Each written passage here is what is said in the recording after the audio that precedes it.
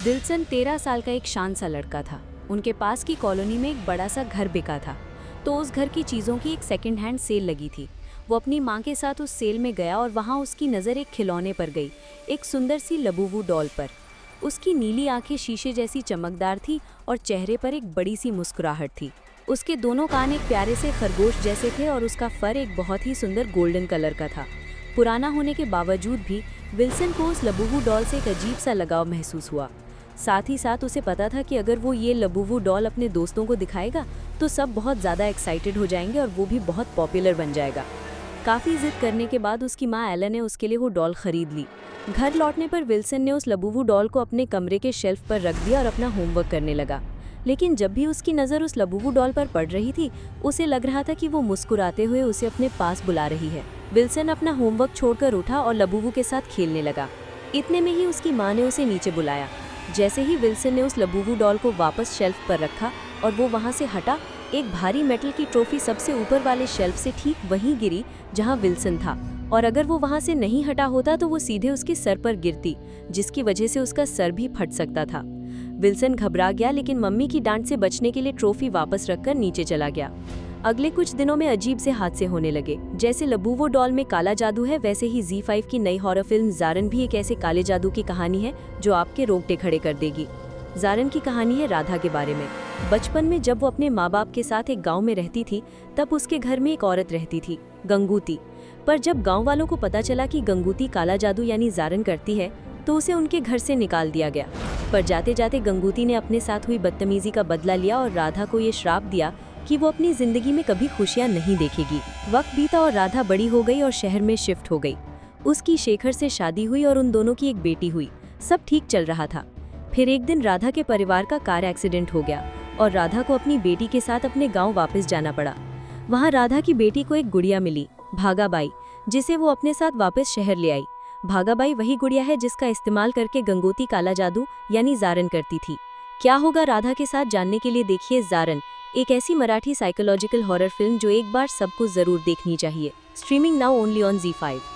Wilson जब जब Labubu doll से खेलता, घर में चीजें अपने आप गिरकर टूट जाती। कभी घर का बल्ब एकदम से शॉर्ट हो जाता तो कभी घर की ग्लास विंडोज में क्रैक आ जाते। ये सब अब बहुत ही फ्रीक्वेंटली होने लगा था। विल्सन को अब ऐसा भी लगने लगा था कि जैसे जैसे दिन बीतते जा रहे हैं, उस लबूबू डॉल की स्माइल अपने आप थोड़ी थोड़ी करके और बड़ी होती जा रही है। विल्सन ने ये सारी बातें अपने पापा को बताईं।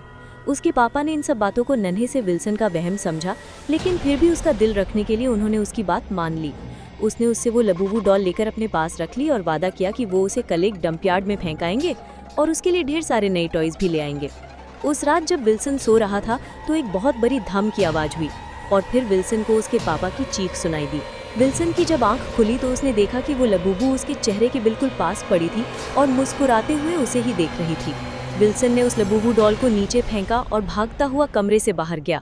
उसने देखा कि उसके पापा सीढ़ियों से नीचे गिरे पड़े हैं और उन्हें बहुत चोट आई है। उसकी मॉम फौरन उसके पापा को हॉस्पिटल लेकर गई और उन्होंने विल्सन को घर में ही रहने को कहा। विल्सन बहुत डरा सहमा ड्राइंग रूम में ही बैठ गया। उसके अपने कमरे में उस लबूबू डॉल के पास जाने की हिम्मत नहीं थी। कुछ ही पलों में सोफे पर लेटे लेटे विल्सन की आंख लग गई। रात गुजरी और उसकी मॉम ने उसे उठाया तो उसने देखा कि वो लबूबू डॉल अभी भी उसी सोफे पर है। उसने अपनी मॉम को सब बताया और उसकी मॉम ने वो डॉल घर के बाहर वाले डस्टबिन में फेंक दी। विल्सन को लगा कि शायद अब सब ठीक हो जाएगा, लेकिन उस रात विल्सन ड्राइंग रूम में बैठा टीवी देख रहा था जब अचानक से उस कमरे में पड़ी एक रॉकिंग चेयर अपने आप हिलने लगी। जब विल्सन ने गौर से देखा तो उस चेयर पर वही लबूबू डॉल पड़ी थी।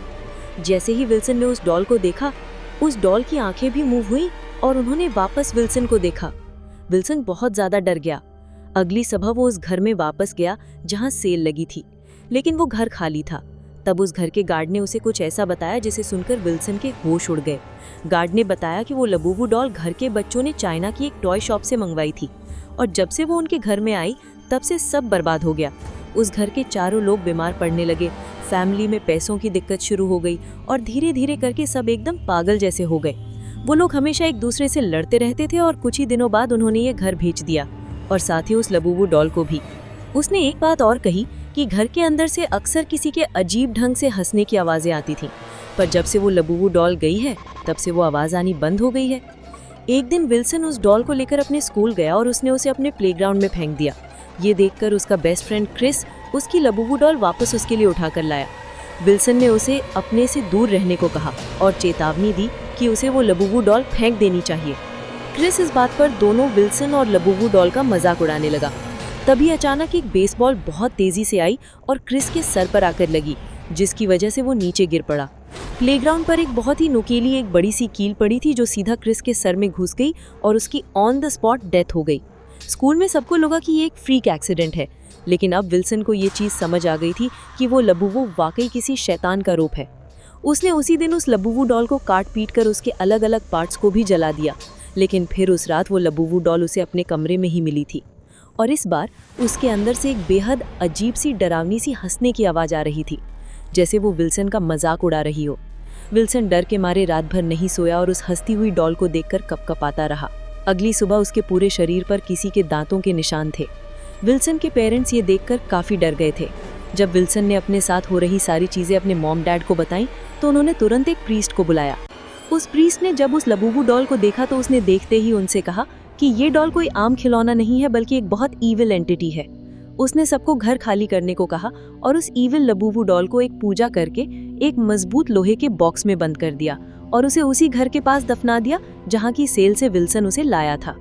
विल्सन और उसके पेरेंट्स को लगा कि शायद अब सब ठीक हो जाएगा, लेकिन अगली सुबह उन्हें पता चला कि उस प्रीस्ट के एक रोड एक्सीडेंट में डेथ हो गई है। विल्सन और उसके पेरेंट्स ने ये खबर सुनते ही उस घर को बल्कि उस शहर को ही छोड़कर कहीं दूर रहने चले गए और उस दिन के बाद से उस लबूबू डॉल ने विल्सन को फिर कभी परेशान नहीं किया। पर आज भी विल्सन को उस लबूबू डॉल के डरावने सपने आते हैं। दोस्तों, आपको क्या लगता है, लबूबू डॉल सच में हॉन्टेड है या विल्सन को मिली वो डॉल कर्स थी? कमेंट्स में बताइए। और अगर आपको ये कहानी पसंद आई तो ऐसे ही कहानियों के लिए सब्सक्राइब करें।